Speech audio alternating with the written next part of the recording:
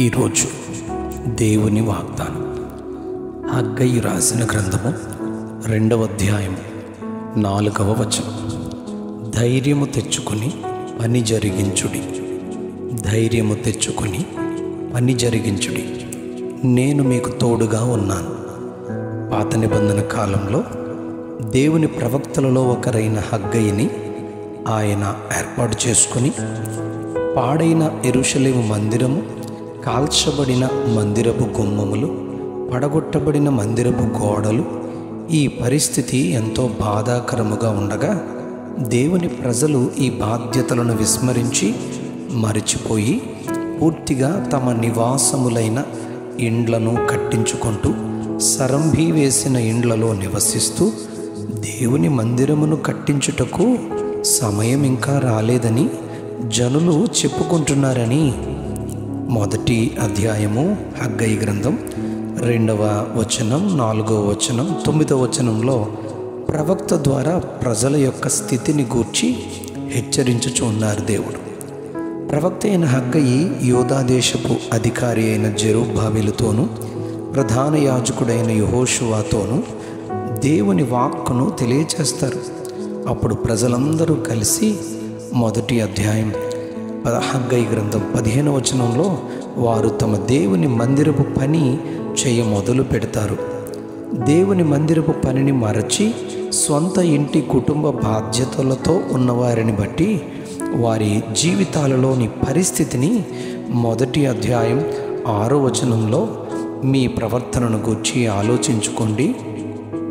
విస్తారముగా విత్తిన కొంచెమే పండడం, పానము చేసిన దాహము తీరకపోవడం, బట్ట కప్పుకున్న చలి ఆగకపోవడం, పనిచేసి జీతం సంపాదించిన చిల్లి సంచులో వేసినట్టు కనబడకపోవడం, ఆకాశపు మంచు వర్షము లేకపోవడం అనగా కురవకపోవడం జరిగాయి.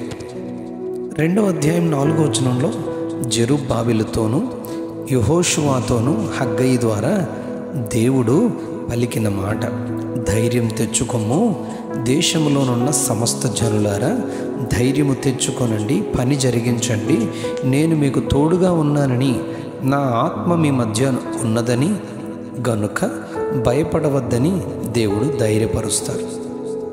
ఈ వాక్యాన్ని వింటున్న ధ్యానిస్తున్న మీతో ఒక మాట, నీకు దేవుడు బాధ్యతను అప్పగిస్తే, పనిని అప్పగిస్తే, ఒక దర్శనము అప్పగిస్తే దానిని నెరవేర్చవలసిన, జరిగించవలసిన నీవు భయపడవలసిన పని లేదు. కారణం పని ఆయనది, దర్శనం ఆయనది. దర్శనం ఆయనది కనుక ఆయనే సమస్తము సమకూర్చుతారు, నెరవేర్చే వరకు తోడుగా ఉంటారు. మొదటి దినవృత్తాంతాలు 28వ అధ్యాయం 20వ వచనంలో దావీదు తన కుమారునితో సొలొమోనుతో, నీవు బలము పొంది ధైర్యము తెచ్చుకో, పని పూనుకో, భయపడకు, వెరవకుండుము, నా దేవుడైన యెహోవా నీతో కూడా ఉండును, మందిరపు పని అంతయు ముగించు వరకు ఆయన నిన్ను ఏమాత్రమును విడువక ఉండును. కారణం ఏంటంటే మందిరాన్ని నిర్మించాలని ఆశించి అన్నీ సమకూర్చిన తరువాత దేవుడు ప్రవక్తతో, నీ కుమారుడు నా నామం ఘనత కొరకు నిర్మిస్తారు, నీవు కాదని చెబుతారు కనుక ఆయన చెప్పిన మాట నెరవేరుతుంది, భయపడవద్దని దావీదు తన కుమారుడైన సొలొమోనుతో ఈ వచనాన్ని చెబుతారు. యెహోషువ గ్రంథం మొదటి అధ్యాయం 9వ వచనంలో మోషే నిద్రించిన తరువాత నూను కుమారుడైన యెహోషువతో, మోషే విడిచిన నా ప్రజలందరినీ నీవే కనానుకు పాలుతేనెలు ప్రవహించు దేశానికి నడిపించాలని బాధ్యతను అప్పగిస్తారు. కనుక ఈ వచనంలో నిబ్బరము కలిగి ధైర్యముగా ఉండుము, దిగులు పడకము, జడియకము, నీవు నడుచు మార్గం అంతటిలో నీ దేవుడైన యెహోవా నీకు తోడుగా ఉండునని బలపరుస్తారు. కారణం యెహోషువ నడుచు మార్గం తన ప్రజలను నడిపించేదే కనుక ఆయనే తోడుగా ఉంటారు. ఆమెన్. అలాగే నిర్గమకాండం 3వ అధ్యాయం 12వ వచనంలో ఐగుప్తులోనున్న దేవుని ప్రజలను బానిసత్వంలో నుండి విడిపించి పాలు తేనెలు ప్రవహించు దేశంలోనికి ఫరోతో చెప్పి బయటికి తీసుకొని రావడానికి మోషేను దేవుడు ఆ మండుచున్న పొదలో నుండి మాట్లాడతారు. కనుక ఈ వచనంలో నిశ్చయముగా నేను నీకు తోడయుండి నిన్ను పంపితిననుటకు ఇది నీకు సూచన. నీవు ఆ ప్రజలను ఐగుప్తుల నుండి తీసుకుని వచ్చిన తర్వాత మీరు ఈ పర్వతం మీద నన్ను ఆరాధన చేస్తారు, సేవిస్తారు అని దేవుడు వాగ్దానం చేస్తారు.